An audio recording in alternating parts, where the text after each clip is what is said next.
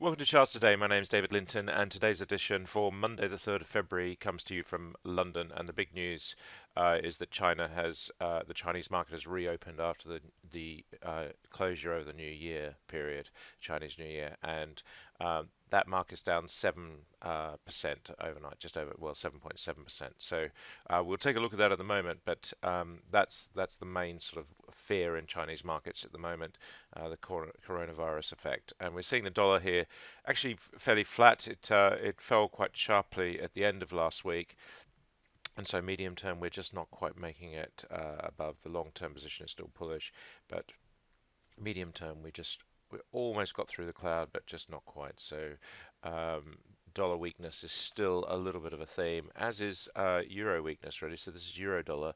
We see long term the euro is weak, but medium and short term is looking a little bit more positive against the dollar, but there are downside targets hanging over. So any recovery in the euro is likely to be relatively short-lived based on the chart. And if we look at the Japanese yen, we're seeing the dollar falling in value here. Remembering this is inverted, so the dollar buys less yen, so the yen is stronger, and we're seeing here that we do have this downside target of about 2%.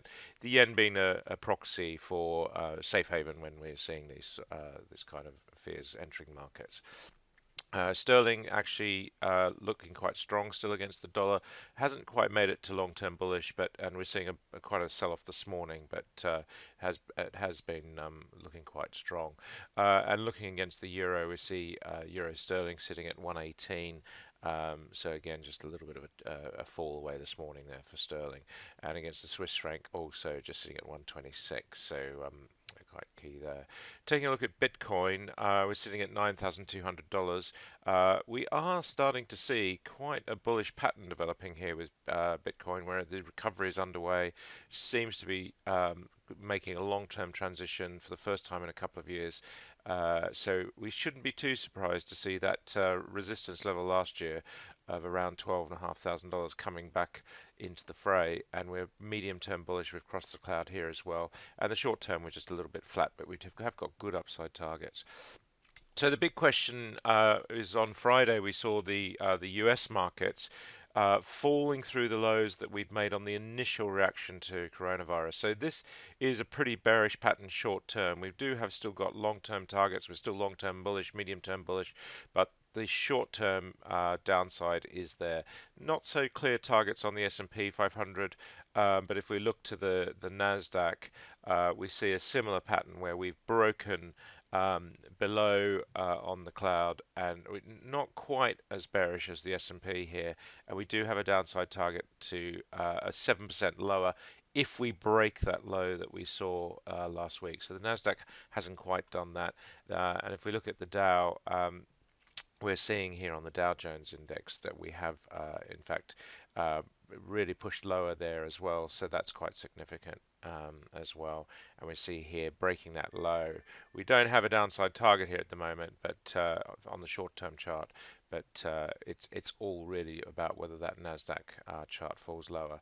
The Russell 2000 also fared less well as well, and we see here that that's just breaking lower.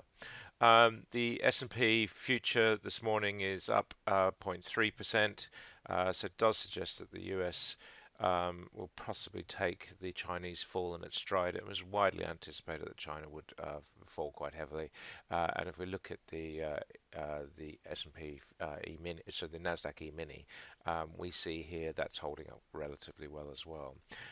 We see the UK market this morning. We're up 0.5% on the FTSE 100, so that again has taken the fall in China into its stride. The FTSE 250 is up 0.3%, and the DAX is up 0.2%. So we are seeing there as well. The CAC 40 is up 0.2%. So European markets recovering slightly, just a little bit quiet. And if we look at the Japanese market, Tokyo, remembering this is my long term, my medium term, and my short term, the Japanese market is looking quite bearish on that short-term chart. Might be finding cloud support quite soon.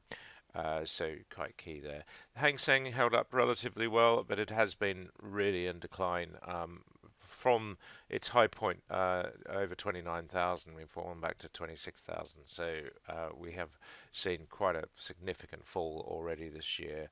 And if we look at the Chinese market, of course, that's a very aggressive sell-off that we see on the chart, taking us really to medium-term bearish very clearly, short-term bearish. These sell-off thrusts will provide new downside targets.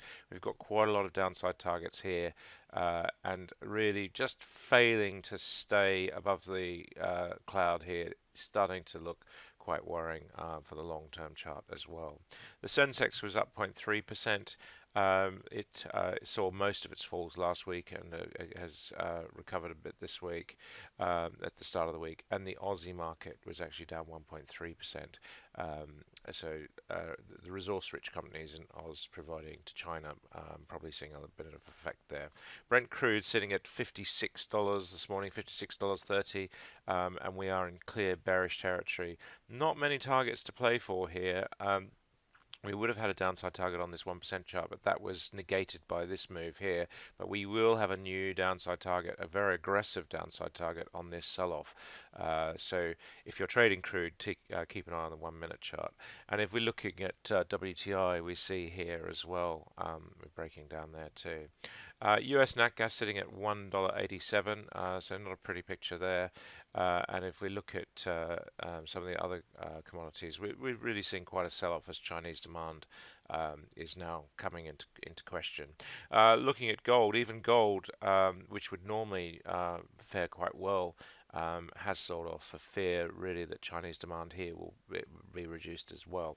But gold is still looking very bullish on that medium and long-term picture.